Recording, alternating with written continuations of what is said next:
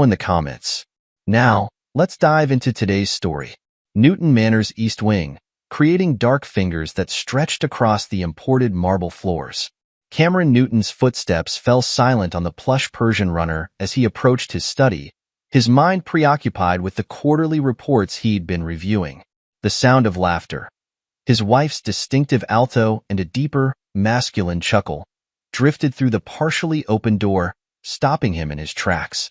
God, that Cartier bracelet he gave me for our anniversary? Desiree's voice carried a note of derision that Cameron had never heard before. Cost him nearly $50,000, and he thought I actually wanted jewelry, as if I needed more pretty trinkets to play the role of his perfect wife. Ice formed in Cameron's veins as he pressed himself against the wall beside the door, his briefcase hanging forgotten from suddenly numb fingers. Through the gap, he could see Desiree's reflection in the antique Venetian mirror. She was sprawled elegantly across his leather Chesterfield, her Louboutin heels kicked off, a crystal tumbler of amber liquid catching the dying sunlight in her manicured hands. Wade Washington's deep laugh resonated through the room again. You always did have expensive taste, Des. But hey, that's why we chose him, right? Cameron Newton, self-made tech millionaire, so desperate for love after poor Marlene's convenient accident. The crystal decanter on Cameron's desk caught the light, throwing prismatic patterns across the wall as his world tilted on its axis. Marlene. He hadn't allowed himself to think about her in years, but now her name sent a shock of pain through his chest. That idiot thinks we met by chance that night. Desiree's voice dripped with contempt, swirling the bourbon in her glass. He has no idea I orchestrated everything. God, you should have seen his face when I accidentally bumped into him at the Metropolitan Museum Gala, like a drowning man who'd just been thrown a life preserver. You always were brilliant at playing the long game, Des. Wade's voice held admiration and something else, something intimate that made Cameron's stomach turn. The way you researched his type, got Grace to help arrange everything perfectly. Remember how she made sure you were wearing that red dress he couldn't resist? Desiree's laugh was musical, the same laugh that had enchanted Cameron 17 years ago. Now it sounded like breaking glass. Injuring his ex-fiancée, Marlene, before their wedding was just the beginning. Remember how we made it look like she got into that car accident? She took another sip of bourbon, her red lipstick leaving a perfect crescent on the crystal. The cut brake lines, the perfectly timed rainstorm, poetry in motion.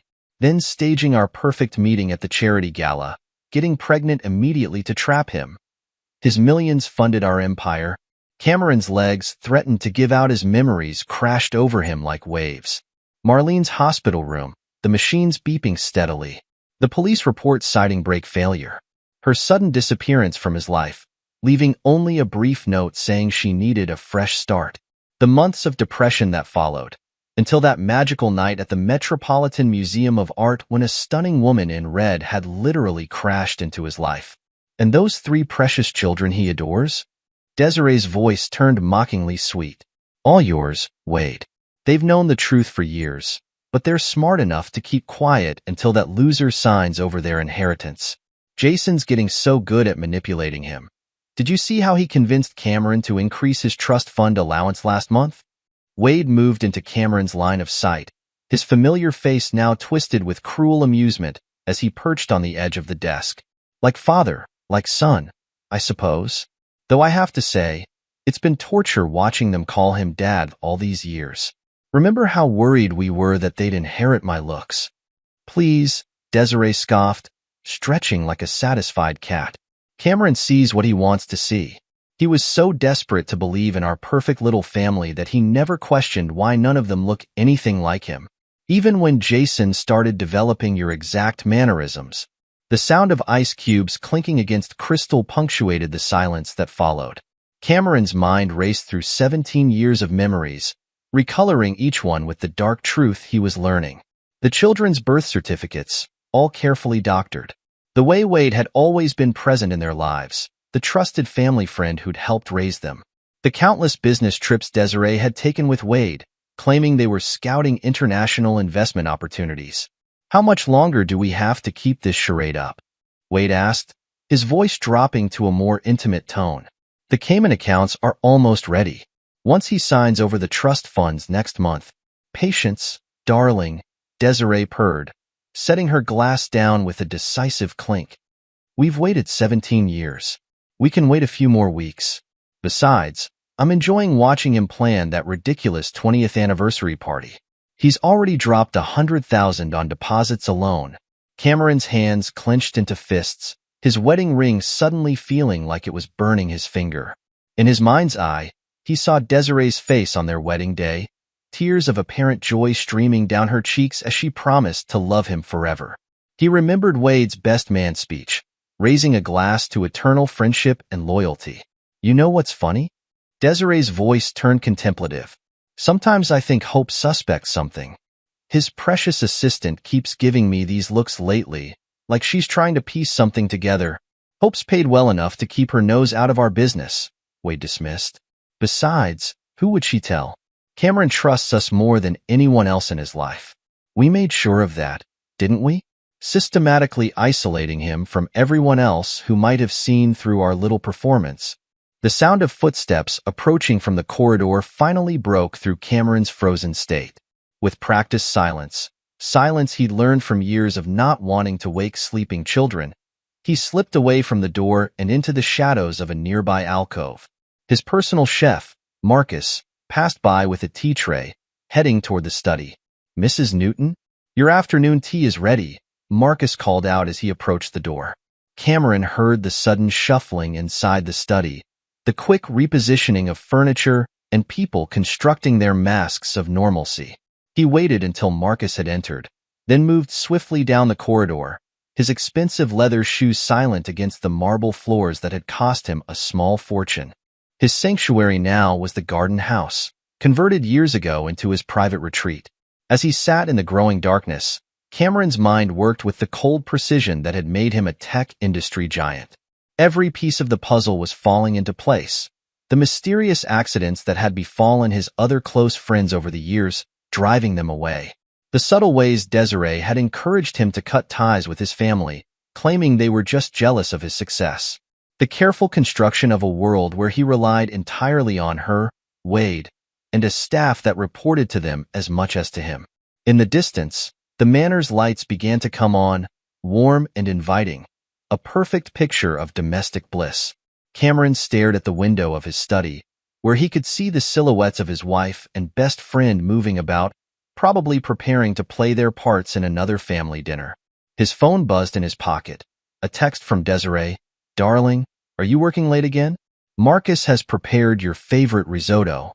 Cameron looked at the message, seeing for the first time the subtle manipulation in its wording, the practiced way she played on his guilt about working too much. His fingers hovered over the keyboard for a moment before he typed out a response that would buy him time to think. Important client call. Start without me. The reply came quickly. Don't work too hard, my love. We'll save you a plate. Red heart. Each word was a dagger, each endearment a lie. As darkness settled over the estate, Cameron Newton, the man who had built an empire from nothing, began to plan. He would need time, resources, and most importantly, the ability to maintain a perfect poker face.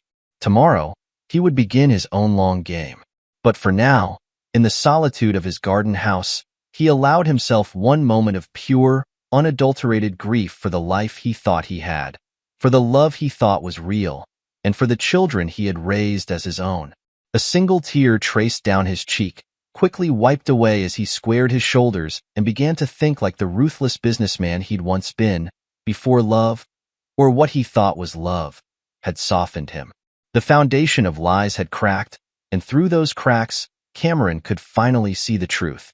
The question now was, what would he build from the ruins of his shattered life? The week that followed Cameron's discovery was an exercise in deception that would have made Desiree proud, had she known. Each morning, he kissed her goodbye with the same tenderness he'd shown for 17 years, tasting bile with every press of his lips to her cheek. Each evening, he sat through family dinners, watching his children, no, Wade's children, with new eyes, noting every gesture and mannerism that screamed of their true parentage. The Metropolitan Plaza Hotel's executive suite offered the privacy Cameron needed for his meeting with Kelly McCarty. The former FBI agent's reputation for discretion had cost him a small fortune, but as he watched her lay out documents across the suite's mahogany conference table, he knew it was worth every penny. "Your wife's real name is Dana McMillan," Kelly announced without preamble. She placed a stack of photographs on the table, spreading them out like a dealer at a high-stakes poker game. "She's been involved in 3 other long-term cons across the country. The earliest we could find was in Seattle, 2001. The target was a software entrepreneur, much like yourself.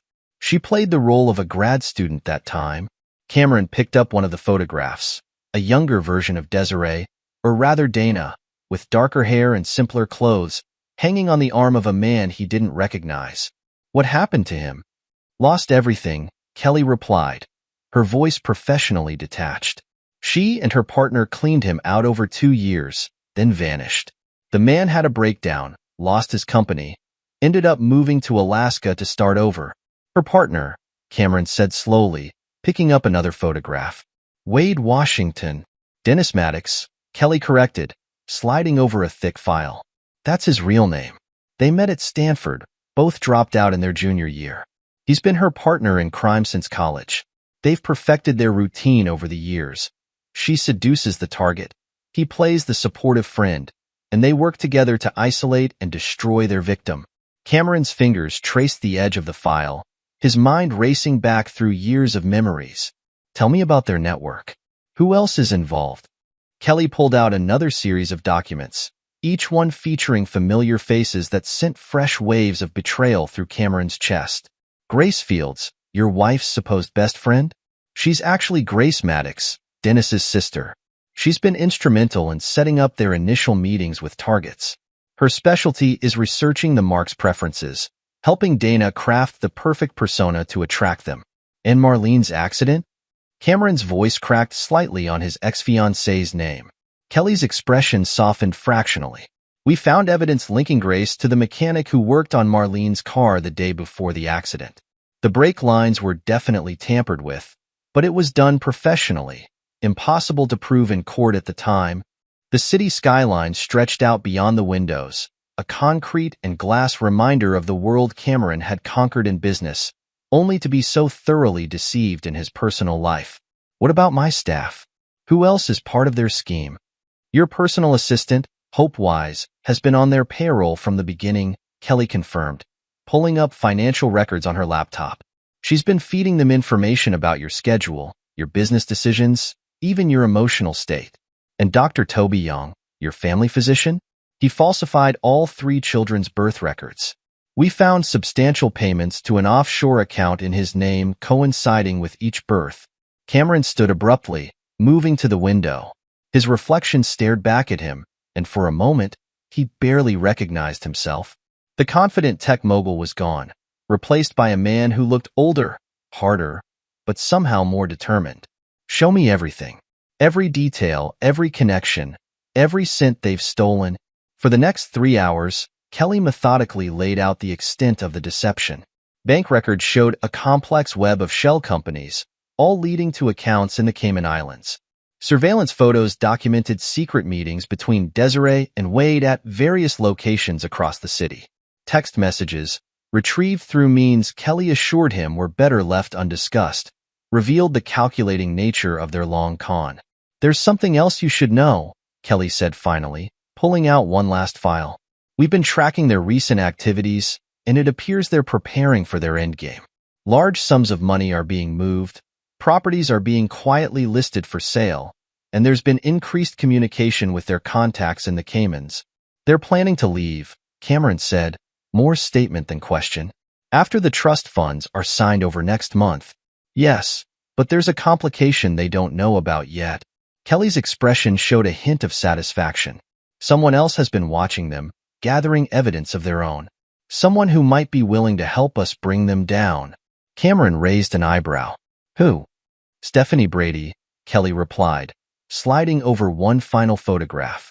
"Wade's wife. And from what we've discovered, she has quite a story to tell." As Cameron stared at the photograph of the quiet, elegant woman he'd met at countless dinner parties, he felt the first stirring of hope. Perhaps he wasn't as alone in this fight as he'd thought. "What's our next move?" he asked, straightening his shoulders. Kelly began gathering her documents with precise movements. For now, you maintain your routine. Don't give them any reason to suspect you know. I'll arrange a secure meeting with Stephanie Brady, and we'll start building our case. But Cameron, she paused, fixing him with a stern look. Remember that these people are dangerous. They've destroyed lives before, and they won't hesitate to destroy yours if they realize you're onto them. Cameron nodded, his jaw set in a hard line. They already destroyed my life, Kelly. Now it's my turn to destroy theirs. As he left the hotel through a service entrance, carefully checking for any signs of surveillance, Cameron felt a strange sense of calm settle over him.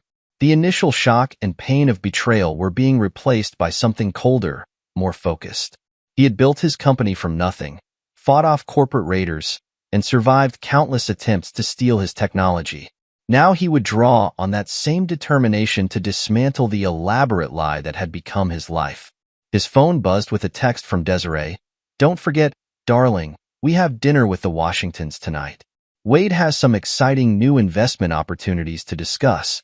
Cameron allowed himself a small smile as he typed his response. "Wouldn't miss it for the world, my love."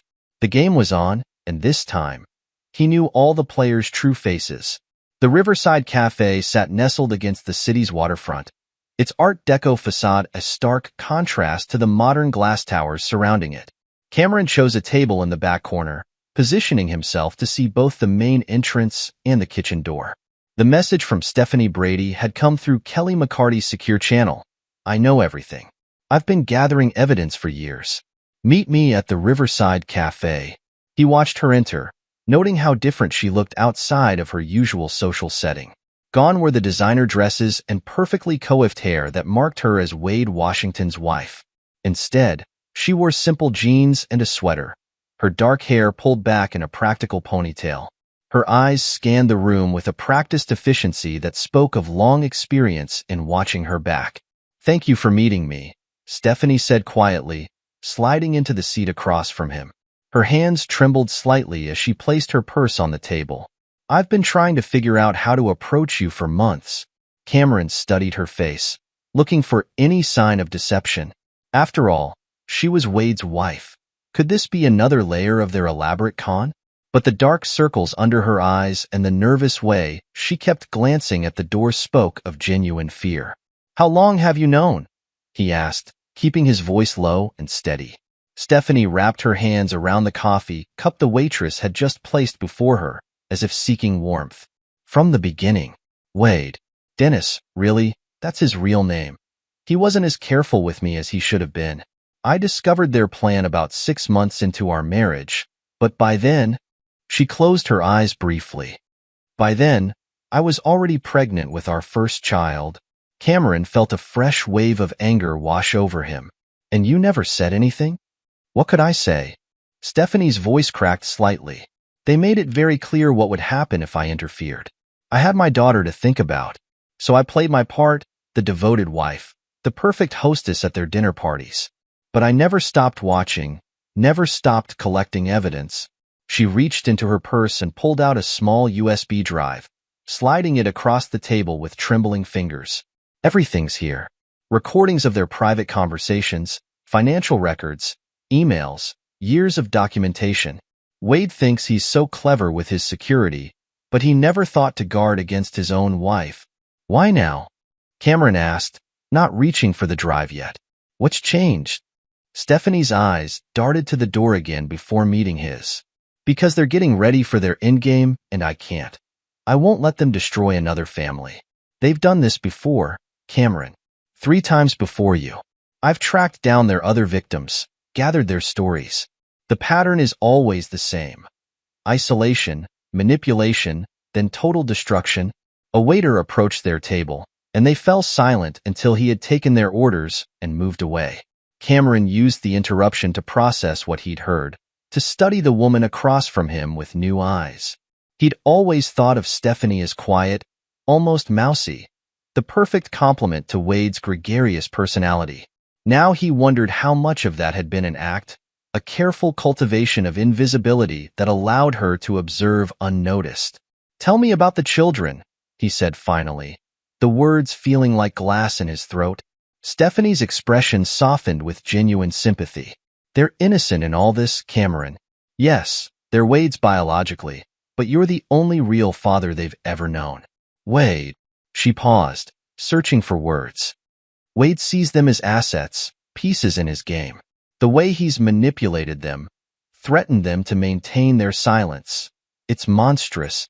She pulled out her phone, quickly typing something before showing him the screen. It was a text conversation with Jason, his oldest, from several months ago.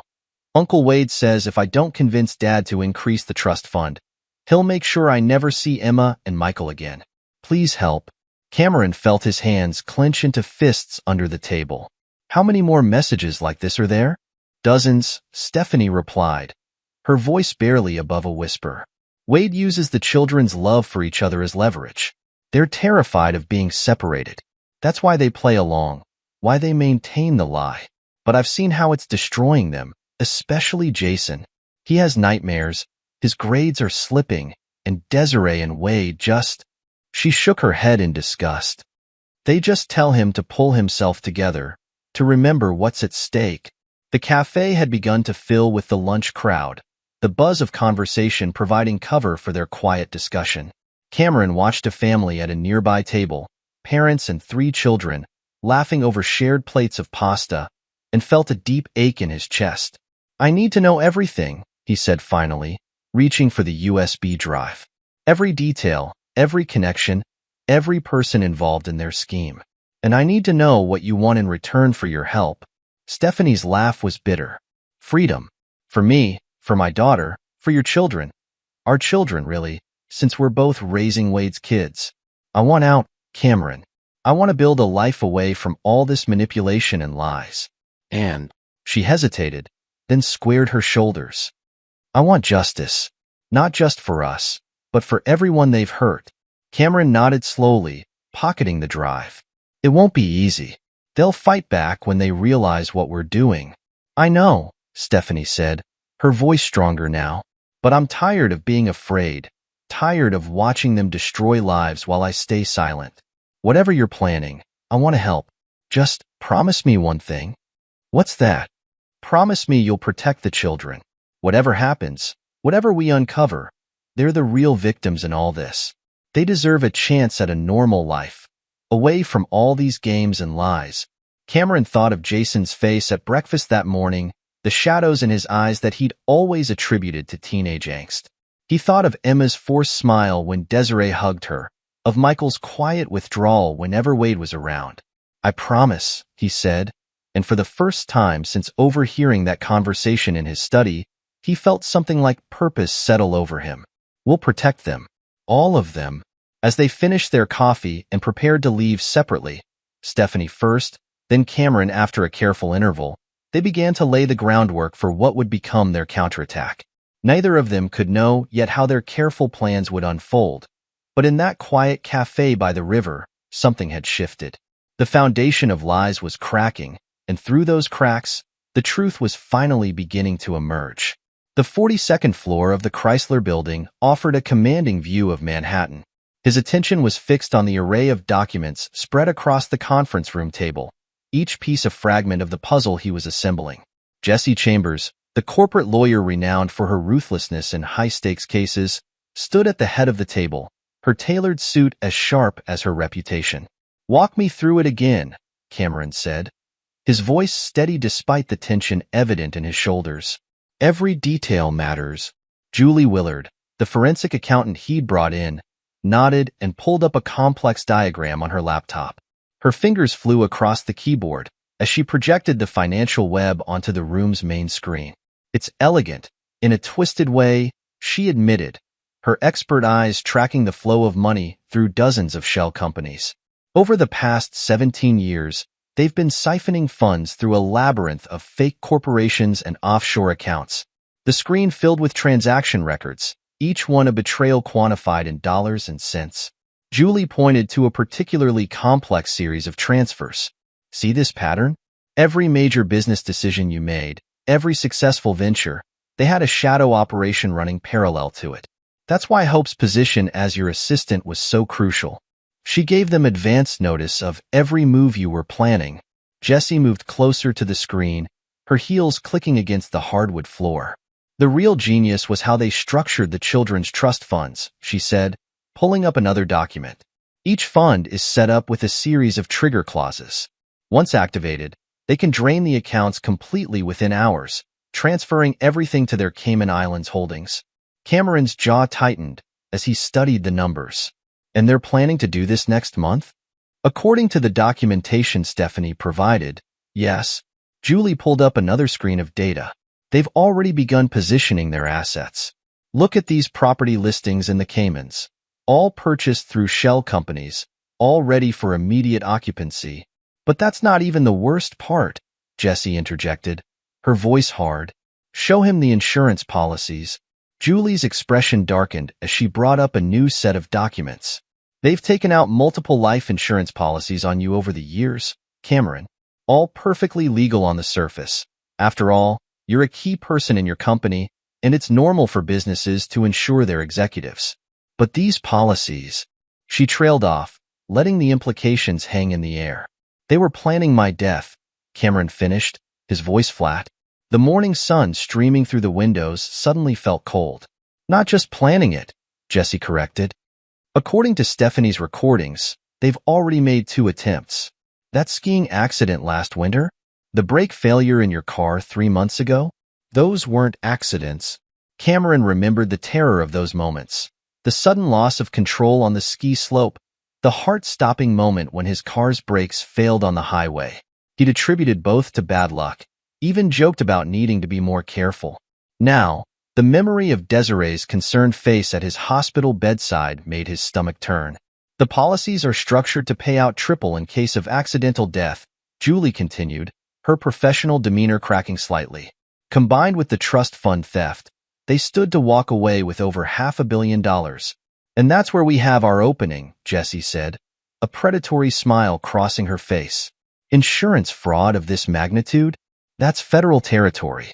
Between that and the wire fraud from their shell companies, we can build an airtight case. But we need to move carefully.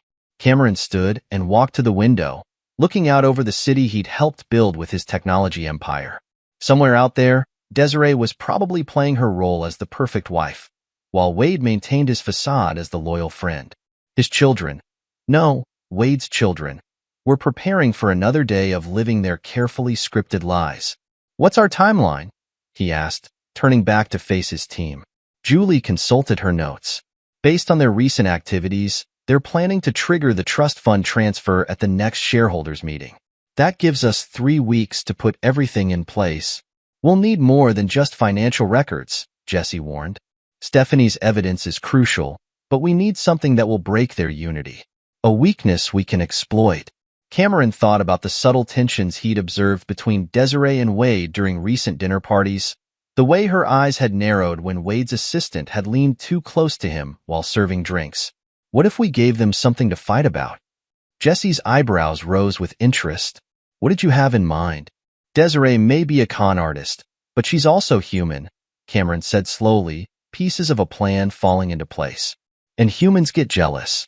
What if Wade wasn't as faithful to their partnership as she thought? Plant evidence of affairs?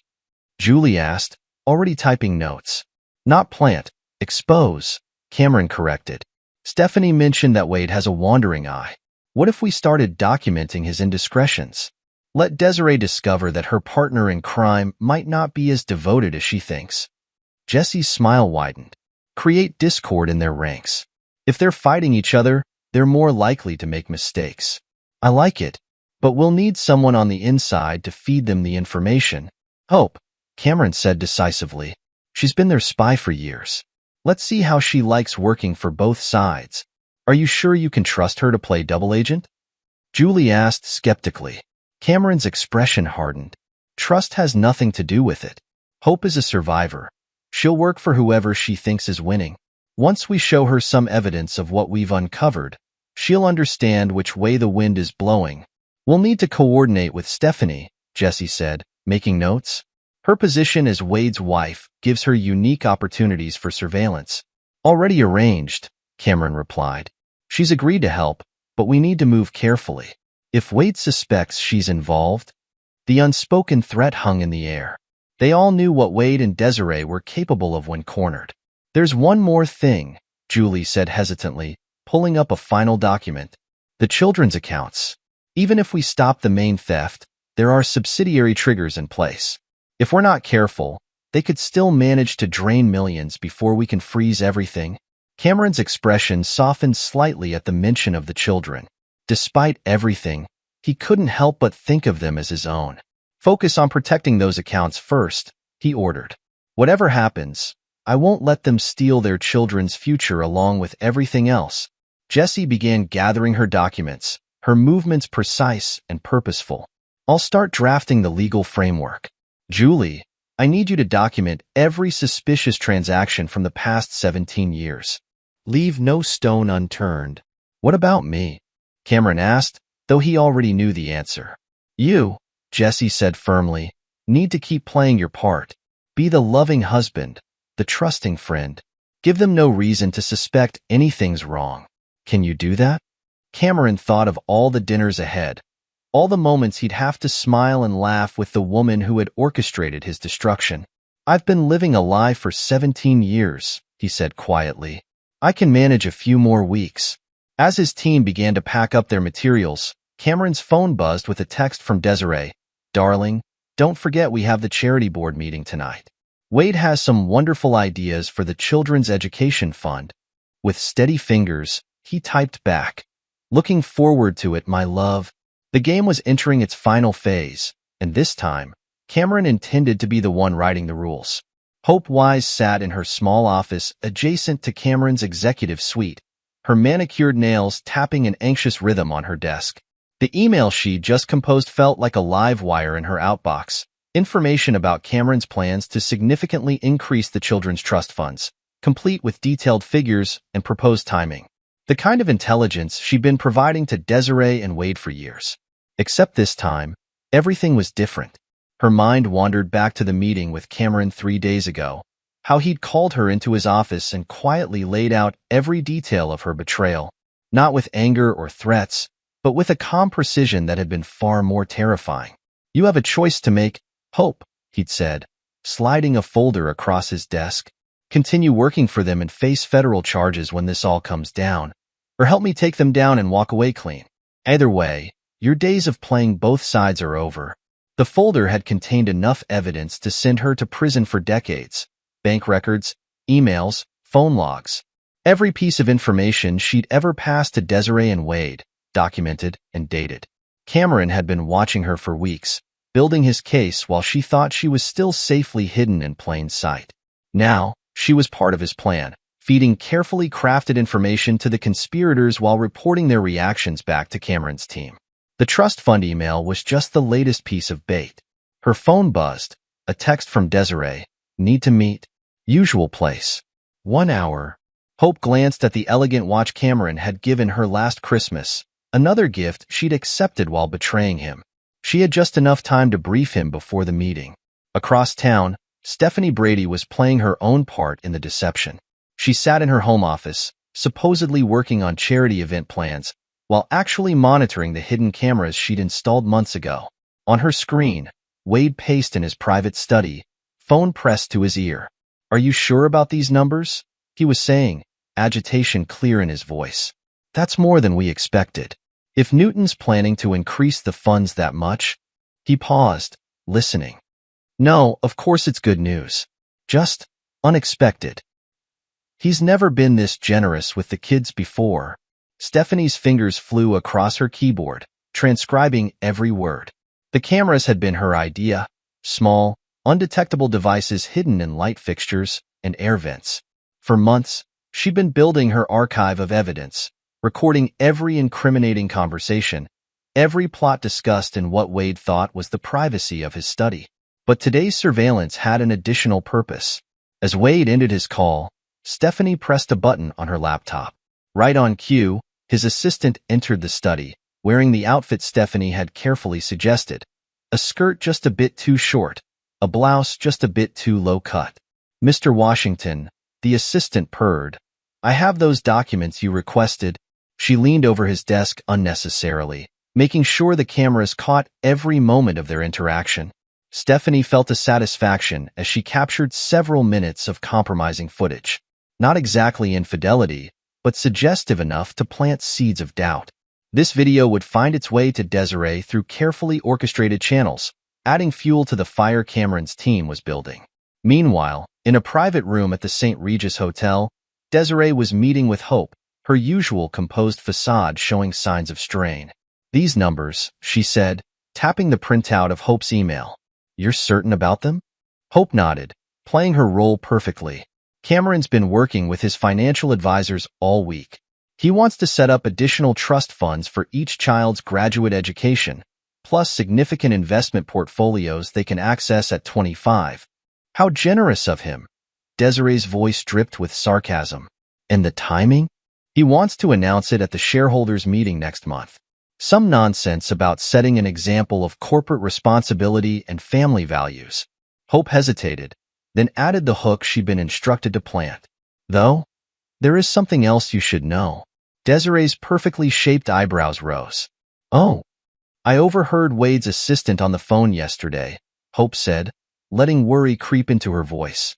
She was making hotel reservations. Multiple rooms, different dates, all under different names, but all paid for with Wade's personal credit card. The flash of anger in Desiree's eyes was quick but unmistakable. "I'm sure there's a perfectly reasonable explanation," she said, her tone suddenly brittle. "Wade handles many of our business arrangements." "Of course," Hope agreed smoothly, "though it's interesting that the reservations were all at rather romantic hotels, the kind that specialize in discretion." She watched the information land, saw the subtle tightening of Desiree's fingers around her glass. The seeds of doubt had been planted. Across the city, in various locations, Cameron's plan was unfolding like a complex chess game. Jesse Chambers was meeting with banking officials, putting measures in place to track and freeze suspicious transactions. Julie Willard was documenting every financial move Wade and Desiree made, building an ironclad case for the prosecutors who would eventually receive it. And Cameron himself? He was doing the hardest job of all, maintaining his facade of ignorance. He attended business meetings with Wade, smiled at his suggestions, and pretended not to notice the growing tension between his friend and his wife. He kissed Desiree goodbye each morning, complimented her new dress, and acted as though he didn't see the suspicious glances she was beginning to cast in Wade's direction. The false flag operation was working perfectly. Desiree's natural jealousy, carefully stoked by strategically leaked evidence of Wade's supposed infidelities, was creating exactly the kind of chaos they'd hoped for. She began checking his phone when he wasn't looking, questioning his late meetings, growing paranoid about his female employees. Wade, sensing her suspicion but not understanding its source, became defensive. Their carefully orchestrated partnership showed its first cracks, visible in tense exchanges at dinner parties and curt text messages captured by Stephanie's surveillance. "They're starting to unravel," Stephanie reported during a secure meeting with Cameron's team. "Last night, I heard them arguing about the timing of the trust fund transfer. Desiree wants to move faster, but Wade's insisting they stick to the original plan." "Perfect," Jesse said, making notes. "The more they disagree about the execution, the more likely they are to make mistakes. And mistakes are exactly what we need." The next phase of their plan was already in motion. Anonymous tips had been planted, suggesting Wade was planning to take the money and run, leaving Desiree behind. Similar whispers reached Wade, hinting that Desiree had a backup plan that didn't include him. Trust, the foundation of their 17-year con, was beginning to crumble. And in its ruins, Cameron's team was building something else, a trap that would ensure neither of them escaped with a penny of his fortune. The private laboratory was housed in an unremarkable office building in Midtown, its bland exterior giving no hint of the sophisticated equipment within. Cameron sat in Dr. Sarah Chen's office, staring at the results displayed on her computer screen while Stephanie paced nervously behind him. "The results are conclusive," Dr. Chen explained, her professional demeanor steady despite the tension in the room. "The paternity test confirmed that Wade Washington, or Dennis Maddox rather, is indeed the biological father of all 3 children, Jason, Emma, and Michael Newton." Cameron nodded slowly, having long since accepted this truth. But it was the second set of results that had caused Stephanie to start pacing. As for the additional test you requested, Dr. Chen continued, pulling up another screen, the DNA analysis of Mrs. Brady's current pregnancy shows no genetic match to Mr. Maddox. The father is someone else entirely. Stephanie's pacing stopped abruptly. She gripped the back of a chair, her knuckles white. I can explain, she began, but Cameron held up a hand. You don't owe me any explanations, Stephanie, he said quietly. But I think we need to talk about what this means for our plans. Dr. Chen discreetly excused herself, leaving them alone in her office. Through the window. His name is Marcus, Stephanie said finally, sinking into a chair. Marcus Torres. He's a literature professor at Columbia. We met at a coffee shop near campus 2 years ago, started talking about books. She smiled faintly at the memory. He was the first person in years who saw me, really saw me, not just as Wade's quiet wife. Cameron studied her face, seeing the mix of fear and defiance in her expression. Does Wade suspect? No. She shook her head emphatically. Wade barely notices me these days. He's too busy with his schemes and his other activities. The pregnancy was unexpected. Marcus and I had been careful, but she placed a protective hand over her still flat stomach. When I found out, I knew I had to tell you. This changes everything. Cameron leaned back in his chair, processing the implications. The DNA results on his desk seemed to carry the weight of all their careful plans. Does Marcus know about Wade? About any of this? He knows I'm married, Stephanie replied, her voice barely above a whisper. He knows my marriage is complicated and that I'm working on getting out. But the rest? She shook her head. I couldn't risk telling him. The less he knows, the safer he is. And the baby? Cameron asked gently. What are your plans? Tears welled in Stephanie's eyes, but her voice remained steady. I want this child, Cameron, more than I've ever wanted anything. This baby represents everything real and true in my life. Everything that my marriage to Wade isn't. Cameron stood and walked to the window, watching the city below. Somewhere out there, his own children, Wade's children, were going about their day, carrying the burden of secrets too heavy for their young shoulders. The DNA results had confirmed what he'd already known, but seeing it in stark scientific terms made it somehow more real. We need to adjust our timeline, he said finally, turning back to face Stephanie. How far along are you? Almost 3 months, she replied. I've been careful to hide it, wearing loose clothes, making excuses for morning sickness. But soon it will be impossible to hide, Cameron finished. He pulled out his phone and quickly typed out a message to Jesse Chambers. This actually works in our favor. Wade's reaction when he finds out about your pregnancy, and its timing, will add another layer of chaos to their already strained partnership. Stephanie's eyes widened with understanding. You want to use my pregnancy as part of the plan? Only if you're comfortable with it, Cameron assured her. But think about it. Wade's already struggling with Desiree's suspicions about his supposed affairs. When he realizes his own wife has been unfaithful, that she's carrying another man's child, he let the implication hang in the air. A slow smile spread across Stephanie's face as she grasped the strategy. His ego won't be able to handle it. He'll be distracted, angry, and more likely to make mistakes, Cameron nodded. But more importantly, it gives us leverage to protect you and your baby. Once Wade knows, he'll be too focused on his wounded pride to pay attention to our other movements. He returned to his desk and began organizing the DNA reports into his briefcase. We'll need to make arrangements for your safety. Wade's not known for handling betrayal well. I've been staying with Marcus more often, Stephanie admitted. Wade thinks I'm at my sister's place in Connecticut. He never bothers to check. Good, but we need something more secure. Cameron pulled out another phone, one of several burner phones he'd started using for sensitive communications. I'll have Jesse set up a safe house. Once everything breaks open, you'll need somewhere protected to go. Stephanie stood and walked to the window, her reflection ghostly in the darkening glass. Sometimes I wonder what my life would have been like if I'd never met Wade. If I'd met someone like Marcus first. We can't change the past, Cameron said gently, but we can make sure the future is different. For all of us. He checked his watch. I have dinner with Desiree and the children tonight. Another performance of the happy family. How do you do it? Stephanie asked suddenly. Sit across from them, knowing what you know? Cameron was quiet for a moment, remembering the countless dinners, the forced smiles, the careful conversations. I look at the children, he said finally. Everything I'm doing, everything we're all doing, is to give them a chance at a life free from manipulation and lies. They're victims in this just as much as we are. Stephanie nodded, wiping away a tear. I should get back. Wade's expecting me at some charity committee meeting. Another chance to play my role as the devoted wife. Just a little longer, Cameron assured her. Everything's almost in place. Keep gathering evidence. Keep playing your part. And Stephanie? She paused at the door. Be careful. Both of you. After she left, Cameron remained in the office, reviewing the DNA results one final time. The scientific proof of Wade's paternity and Stephanie's pregnancy seemed to mock all their carefully constructed facades.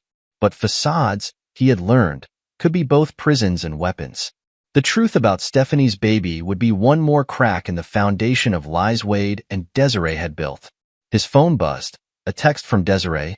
Don't be late for dinner, darling. I'm making your favorite. Cameron smiled as he typed his response. Wouldn't miss it for the world. The DNA results were safely stored in his briefcase. One more piece of ammunition in their growing arsenal. The endgame was approaching, and soon, very soon, all the masks would fall away.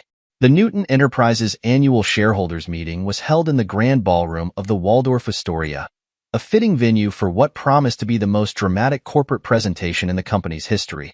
Early morning sunlight streamed through the crystal chandeliers, casting prismatic patterns across the gathering crowd of shareholders, board members, and press. Jessie Chambers stood in the wings of the stage, reviewing her presentation one final time. The weight of the evidence they'd gathered over the past months was contained in the sleek laptop before her, each slide a carefully crafted nail in Desiree and Wade's coffin. Everything in place? Cameron asked, adjusting his tie as he joined her backstage. His voice was steady, though the slight tremor in his hands betrayed his tension. Jessie nodded, her expression satisfied. Julie's team is positioned at every exit. The federal agents are in place, dressed as hotel staff. Once we begin, no one leaves this room without our knowledge. Through the curtain, they could see Desiree and Wade taking their seats in the front row. Desiree wore a Chanel suit in her signature cream color, her smile radiant as she greeted board members. Wade sat beside her, his confidence evident in his relaxed posture. Neither showed any sign of the tension that had been growing between them over the past weeks. They think this is their moment of triumph, Cameron observed quietly, that I'm about to hand them everything they've worked 17 years to steal. That's exactly what we want them to think, Jessie replied, checking her watch. Stephanie's in position, back of the room, near the exit. She has a clear view of their faces when everything breaks open. Cameron's phone buzzed, a message from Julie Willard. All accounts monitored. Ready to freeze everything on your signal. The room fell quiet as the board chairman approached the podium. Ladies and gentlemen, thank you for joining us for Newton Enterprises annual shareholders meeting. Before we begin our regular business, our CEO and founder, Cameron Newton, has a special announcement regarding the company's future. Cameron squared his shoulders and walked onto the stage, his steps measured and confident. The applause was enthusiastic. He was, after all, the visionary who had built this company from nothing, the trusted leader who had guided them through multiple tech revolutions. Thank you all for coming, he began, his voice carrying clearly through the ballroom. As many of you know, family has always been at the heart of Newton Enterprises. Today, I stand before you to discuss the future of that legacy. In the front row, Desiree's smile widened. Wade leaned forward slightly, his expression eager. They thought they knew what was coming, the announcement of the enhanced trust funds, the transfer of shares that would give them control of millions. 17 years ago, Cameron continued, I thought I had everything a man could want. A loving wife, a trusted best friend, 3 beautiful children. He paused, letting his gaze sweep the room. What I actually had was an elaborate lie, orchestrated by professional con artists who had targeted me for my wealth and position. The room went completely still. In the front row, Desiree's smile froze on her face. Wade's relaxed posture suddenly stiffened. "Jesse?" Cameron stepped aside, gesturing to his corporate lawyer. "I believe you have some information to share with our shareholders." Jesse strode to the podium, her heels clicking against the stage. The large screen behind her came to life, displaying the first of hundreds of damning documents they'd gathered. "Ladies and gentlemen," she began, her voice clear and prosecutorial, "what you're about to see is evidence of one of the most elaborate fraud schemes in corporate history. The woman you know as Desiree Newton is actually Dana McMillan, a professional con artist with a history of long-term deceptions across multiple states." The screen filled with Desiree's various identities over the years, each one tied to a ruined victim. In the front row, Desiree's face had gone pale, her manicured nails digging into the arms of her chair. Her partner, known to you as Wade Washington, is actually Dennis Maddox. Together, they have orchestrated a 17-year plan to defraud not only Cameron Newton personally, but Newton Enterprises as a whole. Wade started to rise from his seat, but a hotel security guard, actually a federal agent, stepped forward, silently encouraging him to remain seated. Over the past 17 years, Jesse continued, advancing through her slides, they have systematically siphoned money through a complex network of shell companies. Our forensic accountants have traced over $50 million in fraudulent transfers, all leading to accounts in the Cayman Islands. The screen filled with transaction records, each one highlighted in damning red. Desiree's head turned sharply toward Wade, her expression murderous. This particular revelation was clearly news to her. "But financial fraud was just the beginning," Jesse pressed on. "We have evidence of multiple attempts on Mr. Newton's life, designed to trigger massive insurance payouts. We have documentation of falsified medical records, witness tampering, and systematic emotional abuse of minor children." Several shareholders gasped as the evidence continued to mount. Security footage, bank records, secret recordings, all played across the screen in a devastating parade of proof.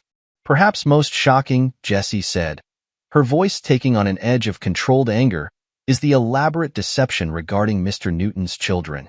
Through falsified birth records and years of manipulation, they convinced him he was the father of 3 children who were actually fathered by Dennis Maddox himself." In the back of the room, Stephanie Brady watched as her husband's carefully constructed world began to crumble.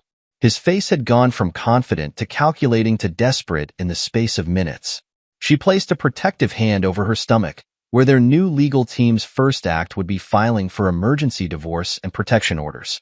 "Federal agents are present in this room," Jesse announced, gesturing to the security staff who now moved to surround Desiree and Wade. "They have warrants for multiple charges of wire fraud, conspiracy, and attempted murder. But before they're taken into custody, I believe Mr. Newton has a few final words." Cameron returned to the podium, his expression both sad and determined.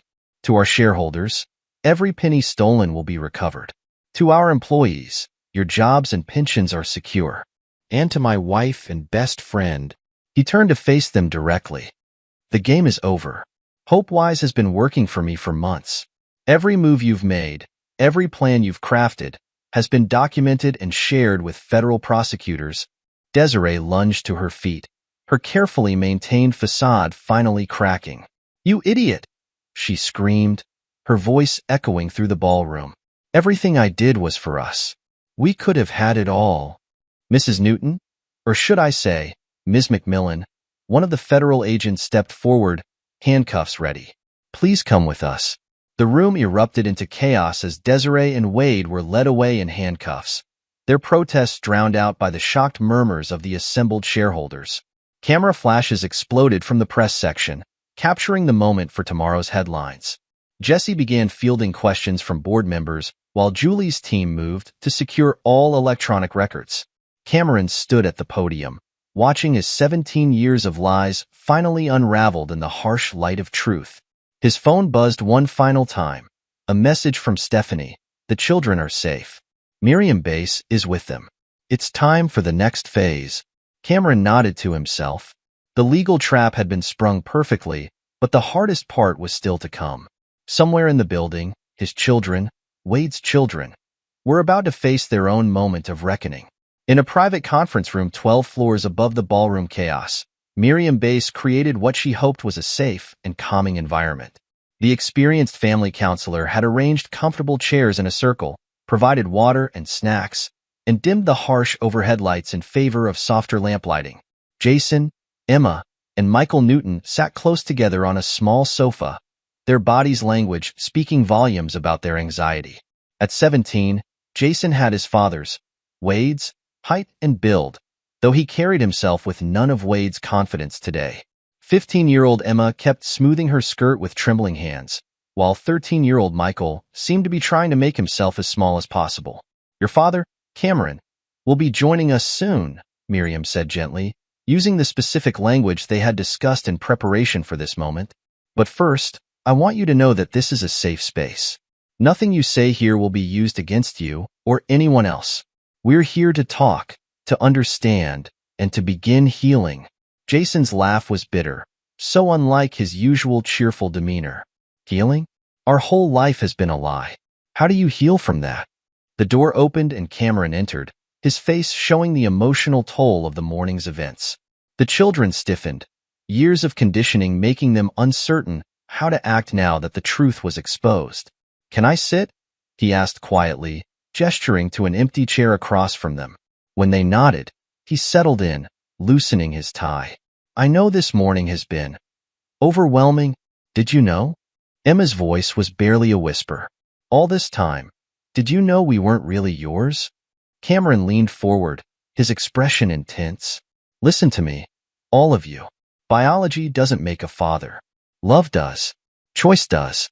Every bedtime story, every soccer game, every science fair project, those were real. My love for you has always been real. But we lied to you." Michael spoke for the first time, his voice cracking. "For years, we knew and we didn't tell you. Because he threatened you," Cameron said softly. "Because Wade, your biological father, told you he'd separate you if you spoke up." The words hung in the air like smoke. Jason's composure finally broke, tears streaming down his face. He said if we ever told you the truth, he'd make sure we never saw each other again. That he had friends in family court who would make sure we were sent to different foster homes." Emma reached for her brother's hand, her own tears falling. "We wanted to tell you so many times, Dad. Especially after the skiing accident," Cameron finished. "When you realized they were trying to kill me." Michael made a choked sound. "Mom, Desiree, she said it was for the best. That once you were gone, we'd all be taken care of. But we didn't want that. We didn't want any of it." Miriam watched the interaction carefully, noting the body language, the emotions flowing beneath the words. "Jason," she said gently, "you seem to have carried an especially heavy burden as the oldest." Jason wiped his eyes with the back of his hand, looking suddenly younger than his 17 years. "I was supposed to convince Dad, Cameron, to increase the trust funds. Wade said if I couldn't. He threatened Emma and Michael specifically," Cameron said, the pieces finally falling into place. "That's why you've been so anxious these past months, why your grades were slipping." The boy nodded miserably. "I couldn't sleep, couldn't focus. Knowing what they were planning, trying to protect them, trying to keep everyone happy." Cameron moved to the sofa, sitting beside his children. After a moment's hesitation, they leaned into him like they had when they were small, seeking comfort they weren't sure they deserved. "Listen to me," he said firmly. "None of this was your fault. You were victims in this just as much as I was. More, because you were children being manipulated and threatened by the adults who should have protected you." "But what happens now?" Emma asked, her voice small. "Are they going to take us away?" "No." Cameron's voice was fierce. "Never. I am legally your father, regardless of biology. And I swear to you, no one will ever separate you. Not Wade, not Desiree, not anyone." Miriam leaned forward, her expression gentle but serious. "There will be challenges ahead. The legal proceedings, the media attention, the need to process all of this trauma. But you don't have to face any of it alone. We've arranged for you to speak with counselors, together and individually," Cameron added. "People who specialize in helping families heal from this kind of deception. And I'll be right there with you, every step of the way. But how can you even want us? Michael burst out. After everything, knowing we're his. Because you're not his, Cameron interrupted. You're mine. Not by blood, but by choice. By love. By 17 years of memories and moments that no one can take away from us. He looked each child in the eye. The question is, do you still want me to be your father? The response was immediate and overwhelming. All three children threw themselves into his arms. Years of fear and guilt and secret, keeping dissolving in a flood of tears, and whispered, I love yous. Miriam watched the family embrace, noting how the children's bodies had relaxed, how their breathing had synchronized. The road ahead would be long and complicated, but this moment, this honest, raw connection, was the foundation they would build upon. There's something else you should know, Cameron said finally, once they had all calmed somewhat. Stephanie, Wade's wife, she's been helping us gather evidence. She's as much a victim in this as we are. Is she okay? Emma asked, showing the empathy that had always been her hallmark. Wade wasn't. He wasn't kind to her. She's safe, Cameron assured them. And she's going to need our support too. She's pregnant. Jason's eyes widened with understanding. Not with Wade's baby. No, Cameron confirmed. She found her own way to fight back, to build a life beyond his control. Just like we're going to do. The children absorbed this information, processing its implications. So we might have a half-sibling who's not actually related to us at all, Michael said, showing a flash of his old humor. Our family tree is going to be really interesting to draw in biology class. The unexpected joke broke the tension, bringing watery laughter from everyone in the room. Miriam smiled, recognizing this moment for what it was. The first step toward healing, toward redefining their family on their own terms. Speaking of family, Cameron said carefully, there's someone else who wants to meet with us, when you're ready. My former fiancée, Marlene Page. She's flown in from Seattle. The children exchanged glances, communicating silently as only siblings can. Finally, Jason spoke for all of them. We'd like that. Maybe it's time we knew the whole story. All of it. Miriam nodded approvingly. That's very mature. But remember, we take things one step at a time. There's no rush, no pressure. Today was about beginning to heal the bonds between the four of you. Everything else can wait until you're ready. As the family continued to talk, sharing memories both painful and precious, the sun climbed higher over Manhattan. Somewhere below, federal agents were processing Desiree and Wade's arrests. Lawyers were filing motions, accountants were freezing assets, and reporters were crafting headlines. But in this quiet room, something more important was happening. A family was choosing each other, not out of obligation or biology or manipulation, but out of love and truth and the simple, powerful desire to heal together. The federal courthouse steps were crowded with reporters when Desiree Dalton Newton, now officially Dana McMillan, and Wade Washington, now Dennis Maddox, were led out in handcuffs.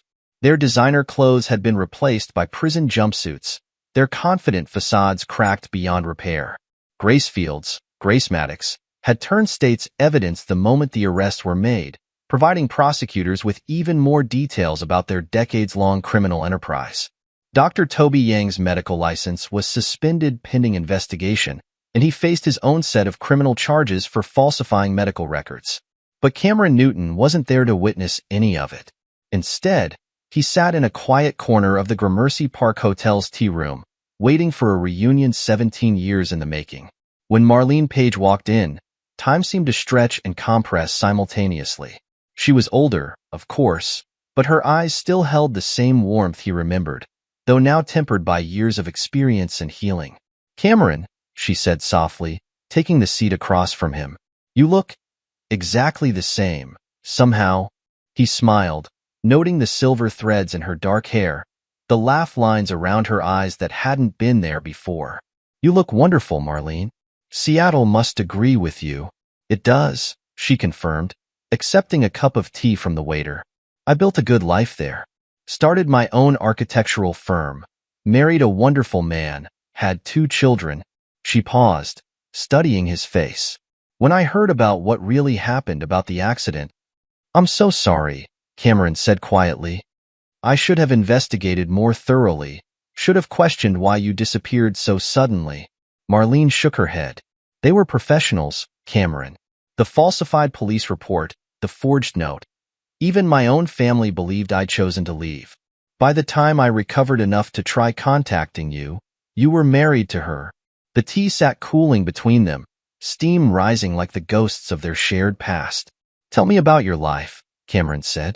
I want to know everything I missed. For the next hour, they shared their stories. Marlene spoke of her recovery in Seattle, how she channeled her pain into creativity, designing buildings that won international acclaim. She showed him pictures of her family, her husband David, a pediatric surgeon, and their twins who were now in college. And you? She asked gently.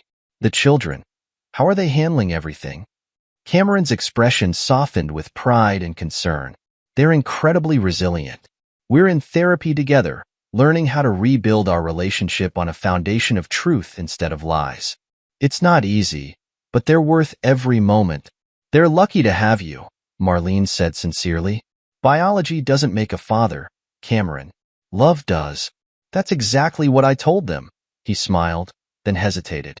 There's something else you should know. I'm establishing a foundation, the Truth and Recovery Foundation. It's designed to help victims of long-term fraud and families affected by parental deception. I'd be honored if you'd consider serving on the board. Marlene's eyes widened with surprise, then understanding. Using the pain to help others heal. Yes, I'd like that very much.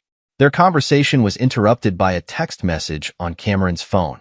It was from Stephanie, baby girl born this morning. 6 pounds 7 ounces. Both doing well.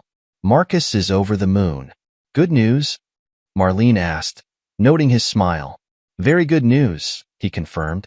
A new life, beginning without secrets or lies. He showed her the message. Life goes on, Marlene mused. Sometimes better than before. As they prepared to leave, Cameron felt a weight lifting from his shoulders. Not just the weight of the recent revelations and legal battles, but the 17-year-old burden of their interrupted love story. Will you be staying in New York long? He asked. A few days, she replied. David's flying in tomorrow. We thought, if you're comfortable with it, maybe we could all have dinner? Your children included? Sometimes healing happens best when families, all kinds of families, come together. Cameron nodded, thinking of his children, of Stephanie and her newborn, of the strange and wonderful ways life had of creating connections out of broken pieces. I'd like that very much.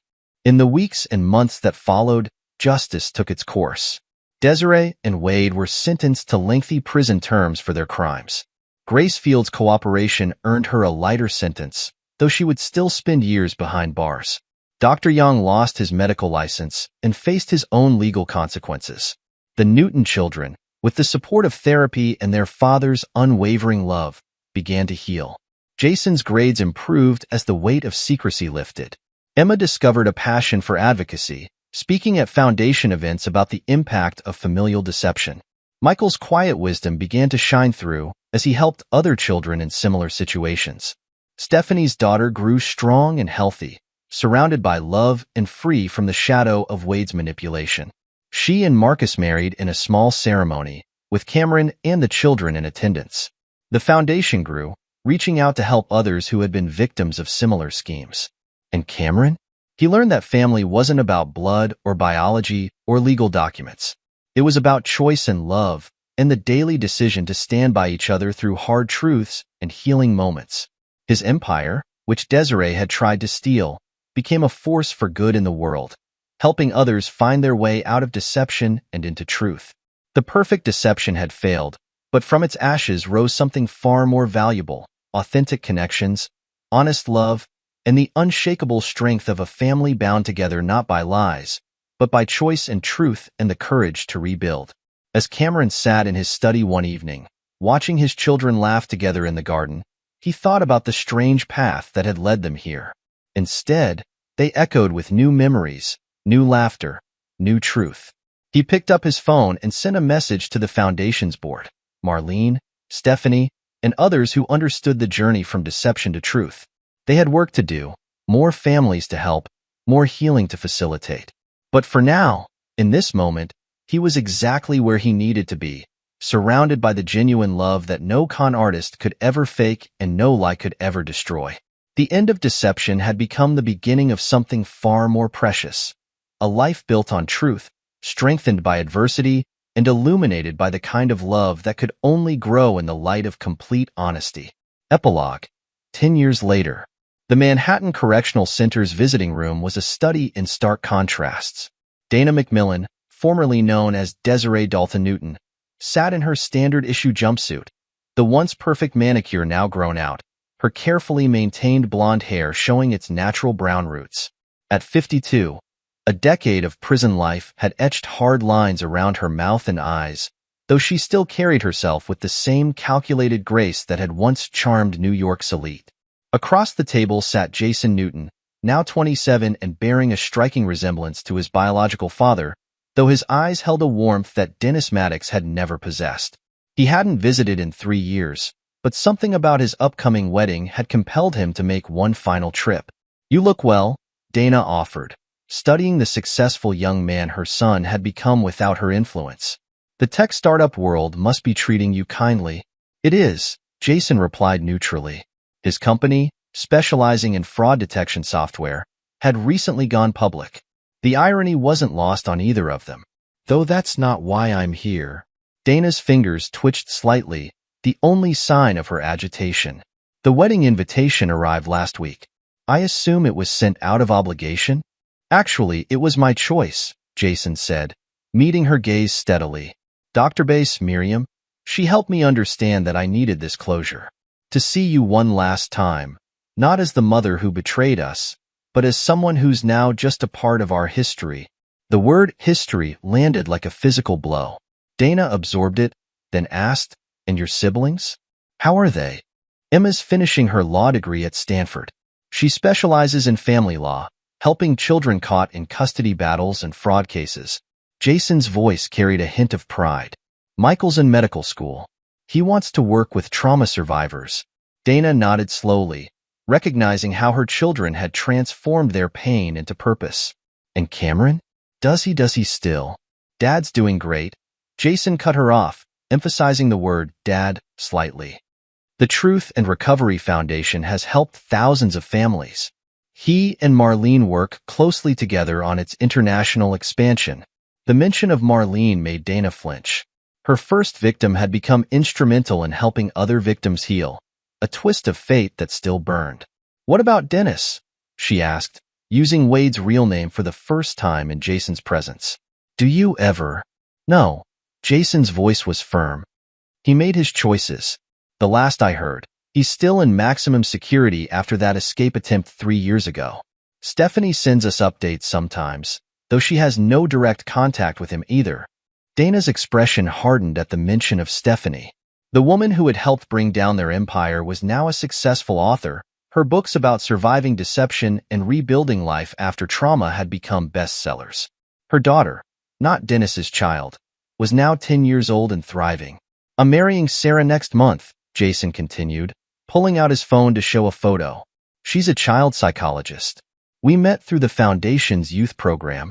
Dana studied the image of the smiling young woman with kind eyes. "She looks nice." "She is. She understands our history, helps me work through the rough days." Jason put the phone away. "Emma and Michael are my best people. Dad's walking Sarah down the aisle. Her own father passed away years ago. Marlene and David are helping with the arrangements.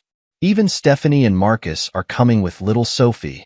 The description of the happy, blended family gathering seemed to age Dana another decade. "One big happy family," she said bitterly, "all brought together by my mistakes." "Not mistakes," Jason corrected. "Choices. Deliberate, calculated choices that hurt a lot of people. But yes, we've built something beautiful from the ashes of your deception." Across town, in the maximum security wing of another facility, Dennis Maddox stared at the same wedding invitation through the scratched plexiglass of his cell. The escape attempt that had added years to his sentence had also cost him his remaining privileges. The once handsome man now bore a scar from that failed bid for freedom, both a physical and psychological reminder of his downfall. His latest appeal had been denied last month. The evidence Cameron's team had gathered, combined with Grace's testimony and the additional charges from his escape attempt, meant he would likely spend the rest of his life in prison. His sister Grace, serving a reduced sentence for her cooperation, still refused to see him. Meanwhile, life had moved on without them. The Newton children, as they still called themselves, had thrived under Cameron's guidance and the support of their expanded family network. The scandal that had once dominated headlines had become a case study in resilience and redemption. Cameron Newton's office in the Truth and Recovery Foundation's headquarters overlooked Central Park. The wall behind his desk displayed family photos, casual shots of holidays, graduations, and celebrations that told the story of the past decade. Jason's coding competitions, Emma's law school acceptance, Michael's undergraduate graduation, photos of Stephanie's daughter Sophie's birthday parties, of Marlene and David's twins' wedding, of countless moments that proved family was about choice and love rather than blood. The Singapore branch opens next month, Marlene said, entering with a stack of papers. Their weekly foundation meetings had become a comfortable routine. David's flying out to help set up the counseling protocols. Cameron nodded, studying the proposal. And the new support group program? Fully funded, she confirmed. Emma's legal team has already identified 20 families who need immediate intervention. Their professional relationship had evolved into a deep friendship over the years. Marlene's architectural firm had designed the foundation's buildings worldwide, each one incorporating elements of transparency and light, a physical manifestation of their mission to bring truth to dark places. The foundation's work had expanded beyond fraud cases to help all kinds of families heal from deception. They provided legal support, counseling, financial advice, and most importantly, hope. The children's program, inspired by what Jason, Emma, and Michael had endured, had become a model for trauma recovery. Have you seen the latest numbers? Jessie Chambers asked, joining them with her tablet. The corporate lawyer had become the foundation's legal director, her skills now dedicated to protecting families rather than just corporate interests. The preventive education program has reached over 1 million students. Julie will be pleased, Cameron smiled, thinking of their forensic accountant who now taught at Columbia, training a new generation to spot and prevent financial fraud. The conversation was interrupted by a text from Stephanie. Sophie got the lead in the school play. Marcus is already building sets. Family dinner this weekend to celebrate. The inclusion of Stephanie and her family in their gatherings had once seemed impossible, but time and shared purpose had created bonds stronger than the old hurts. Sophie, now a precocious 10-year-old with her mother's resilience and her stepfather's creativity, had become the embodiment of their collective healing. Dad. Jason's voice came from the doorway. He and Sarah entered, followed by Emma and Michael. We need your help with the seating arrangements. And maybe some advice? Cameron looked at his children, because they were his children, in every way that mattered, and saw not the shadows of old wounds, but the light of hard-won wisdom. Jason's company was revolutionizing fraud prevention. Emma's legal work was changing lives. Michael's commitment to healing others spoke to the depth of his own recovery. Of course, he said, making room at the conference table. This was his real legacy. Not the tech empire he'd built, but the family that had chosen to rise above deception and create something true and lasting. As they worked on wedding plans, their conversation flowing easily between business and family matters, Cameron reflected on the decade's journey. Dana and Dennis remained imprisoned, their perfect deception having earned them perfect consequences. Grace served her time, finding some measure of redemption through her cooperation and genuine remorse. Dr. Young, stripped of his medical license, had moved to Arizona and lived in obscurity. But the real story wasn't about their downfall. It was about what had grown in the space their lives had once occupied. The Foundation's work, touching lives globally, the children's achievements and healing, the unexpected family bonds that had formed, Cameron and Marlene's renewed friendship, Stephanie's integration into their circle, the way their various families had blended and grown. Later that evening, as Cameron sat in his study, the same room where he'd first overheard the truth 10 years ago, he opened his laptop to work on his speech for Jason's wedding. The words came easily, speaking of love that chooses, truth that heals, and family that transcends biology. On his desk sat the last photo taken before the truth emerged, him with Dana, Wade, and the children at a charity gala. Beside it stood a recent photo from Michael's graduation. Cameron surrounded by his children, Marlene and David, Stephanie and Marcus with Sophie, all smiling genuinely. The contrast between the two images told the story of their decade-long journey from perfect deception to imperfect but authentic joy. His phone lit up with a group text, the children planning a surprise for Sarah's birthday, debating restaurants and gifts. Cameron smiled, remembering how they had once used their phones to maintain their web of lies. Now these same devices carried messages of love, celebration, and simple family logistics. The perfect deception had failed spectacularly, its architects paying the full price for their choices. But from its ashes had risen something far more valuable, a family bonded by truth, strengthened by adversity, and dedicated to helping others find their way from darkness to light. As night fell over Manhattan, Cameron closed his laptop and prepared to join his family for dinner. In her cell, Dana McMillan stared at her son's wedding invitation, confronting the full measure of what her choices had cost her. In his maximum security unit, Dennis Maddox faced another night of regret. But in homes across the city, their victims had found not just survival, but triumph, proving that while deception might perfect, truth was far more powerful. The story that had begun with an overheard conversation in a mansion's East Wing had transformed into a testimony to resilience, redemption, and the enduring power of choosing love over lies. The Truth and Recovery Foundation's motto, displayed in every office worldwide, said it best. From deception's darkness to truth's light, every family's journey matters. And in the end, that journey had led them all exactly where they needed to be. This is where our story comes to an end. Share your thoughts in the comments section. Thanks for your time. If you enjoy this story, please subscribe to this channel. Click on the video you see on the screen, and I will see you there.